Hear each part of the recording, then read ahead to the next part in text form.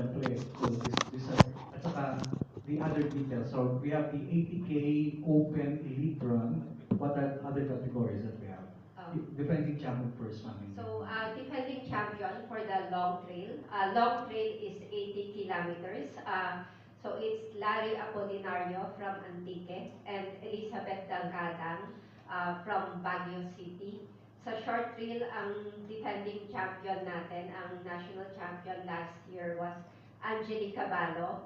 And sa lalaki, it is Romnick Tongkaling. Sa under 23, the defending the champion is Raven J. Eta from Bukidnon and Charlotte Ann Moico from South Cotabato. Okay, so Sir Jared, how would you describe the course that will be held in Danao, Cebu? Paano at least you made an off-air inspection already. Yes. What can the runners expect, in other words? So in the Danao City, sikat to na mountain biking trails. So some of our SEA Games medalists, si Shane Yao is actually from Danao, no? So alam natin na meron mountains sa Danao, and these have most recently they have opened it as hiking trails, and last year as part of the qualifiers binuksan to sa trail running as a sports. And to describe the terrain, of course, it's not going to be easy. So 80 kilometers would boast of 4,000 meter elevation gain, and then the 40 kilometers. So yung summit, yung 4,000. Yes. So parang ano po nito, ang Danao kasi it is known for 6 peaks. 6 na peaks. Kumbaga, ito yung mga hindi siya kasi laki ng mga big mountains like sa Cordillera or mahabang climb. Pero ang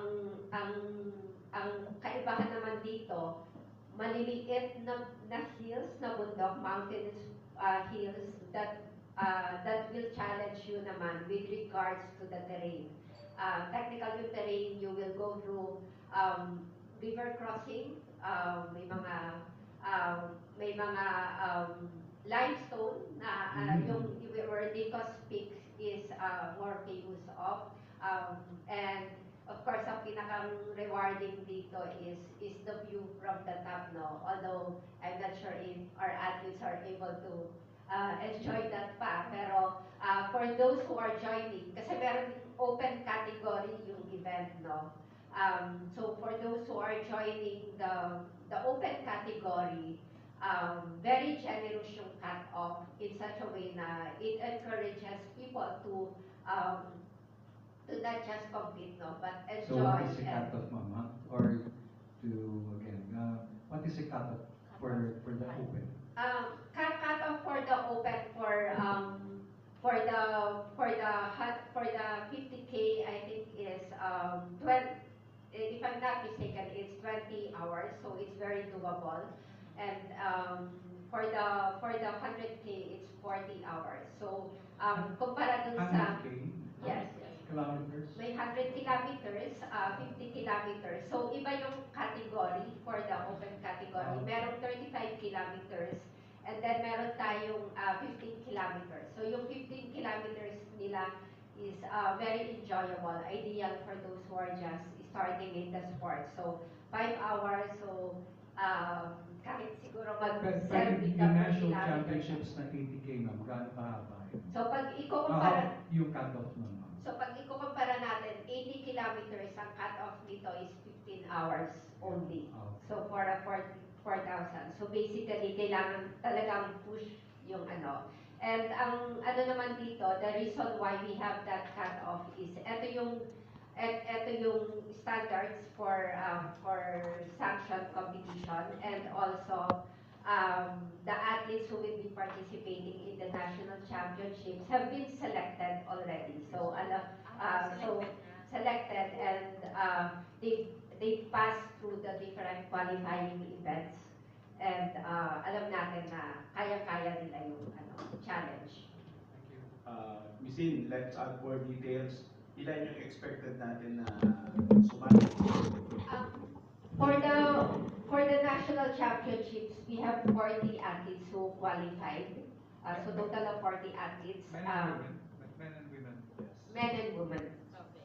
And for the open category, there's about 700. Sa ngayon nasa 700 athletes who are participating. So these are athletes from around the Philippines, and some are also flying in from other countries to join the open. Tapos yun yung mga foreign bets sa sasali sa mga galing. Ilang nations ang masali. I'm not very familiar of the details, but I know that there will be from nearby Southeast Asia and Asia, karamihan ng sasali. Usually on the average for trail running competition, about 10% of the participants would come from visiting countries. Tapos for more enlightenment namin, meron bang pinaglalaban ng prize money o honor lang pinaglalabanan? So dito meron tayong prize money both for the open and the championship category. So for the open for the national championships, the top prize would be at 60,000, and then for the open, the highest prize would be at 50,000.